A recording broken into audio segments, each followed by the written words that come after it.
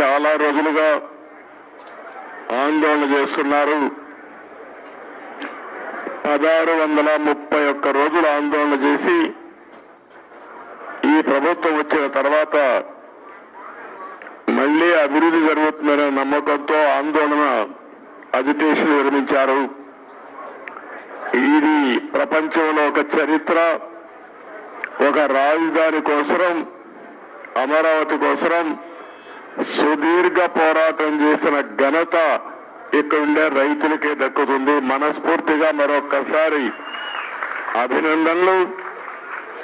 మీ చొరవ, మీరు పోరాడిన విధానం చూస్తే ఇది భావితరాలకు కూడా ఒక ఆదర్శంగా నిలిచిపోతుంది. అయితే ఈరోజు నేను ఇక్కడికి వచ్చినప్పుడు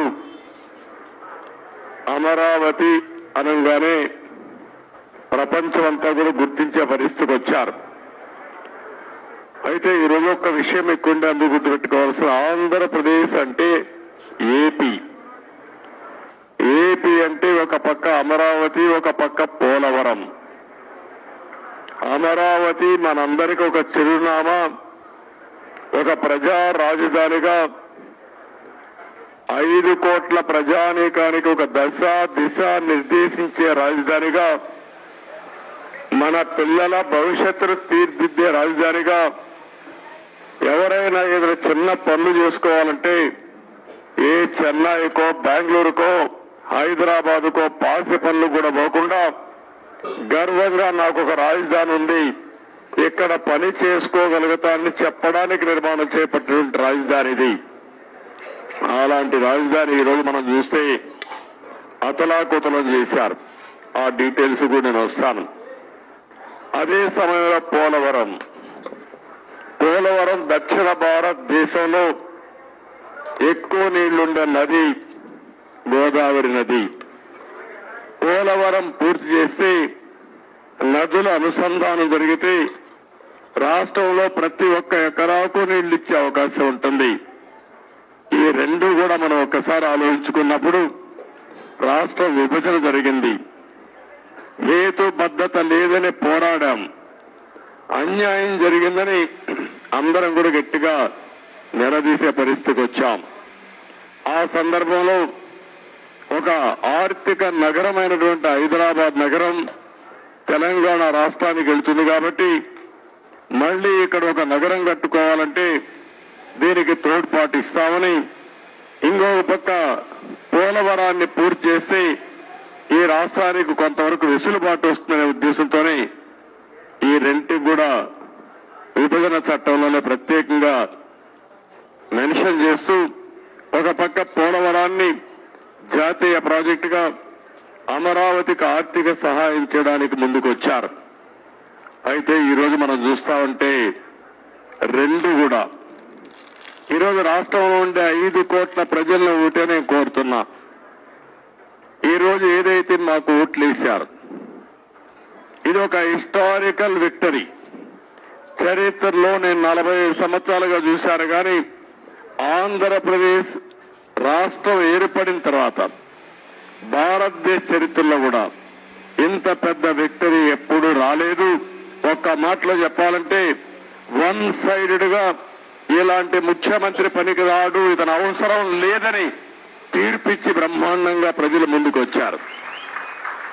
95,000 మెజారిటీ ఒక నియోజకవర్గంలో, 11 సీట్లు కూడా రాలా వీళ్లకు.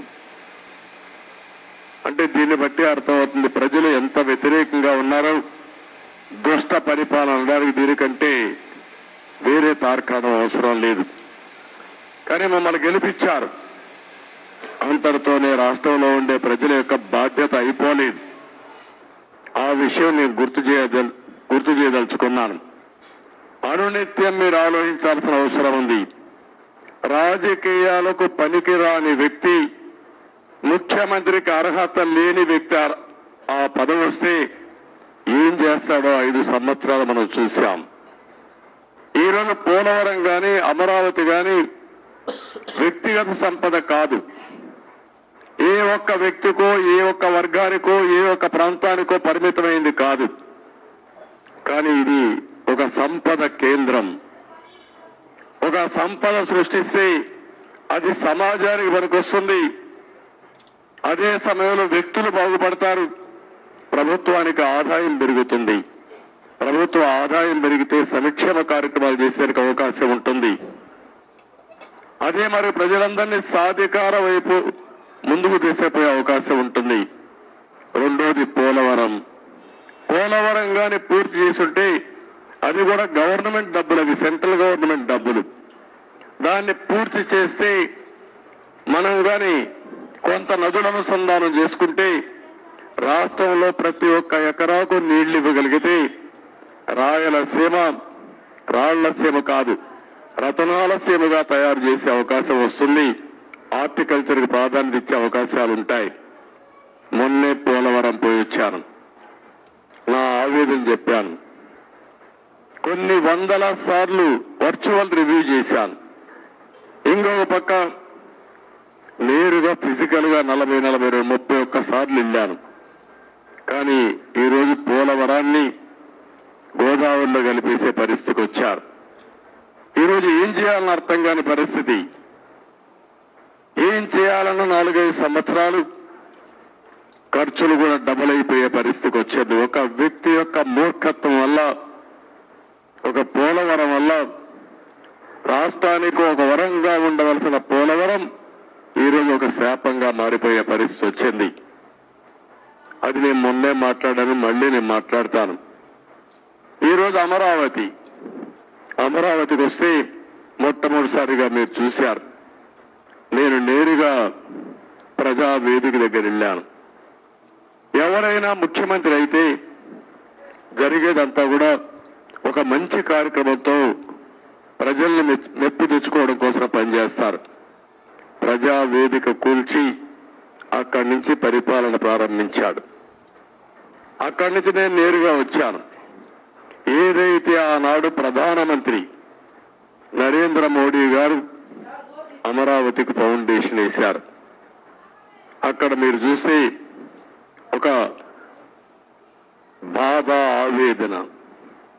1631 రోజులు మీరు ఆందోళన చేయడం ఒక ఎత్తైతే, ఈ రాజధాని ప్రారంభించినప్పుడు రాష్ట్రంలో ఉండే ప్రతి ఒక్క గ్రామం, ప్రతి ఒక్క వార్డు నుంచి పవిత్రమైన మట్టిని, పవిత్రమైన జలాల్ని, అక్కడుండే దేవాలయాలు గాని, మసీదులు గాని, చర్చిలు గాని, ప్రార్థనాలయాల్లో ప్రార్థనలు చేసి అందరి దేవుళ్ళ యొక్క ఆశీర్వాదాలు తీసుకొని పవిత్రమైన ఆ మట్టిని ఇక్కడికి తీసుకొచ్చారు.